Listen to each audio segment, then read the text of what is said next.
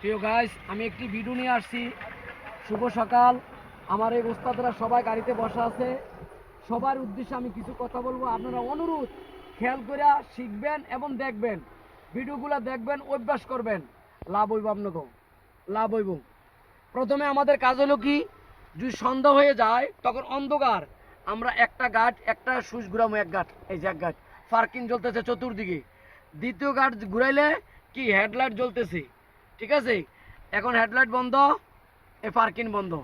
আমরা কোথাও মোড়ের মধ্যে যাবো, ডাইনে বামে ইন্ডিকেটার, তো ডাইনে বামে ইন্ডিকেটার দিলে কি করব, এই যে বামে দিলে বামে ইন্ডিকেটার জ্বলবে। এই যে বামে দিলে বামে ইন্ডিকেটার, উপরে বামে, নিচে এই যে মধ্যে নিউট্রাল, নিচে ডাইনে।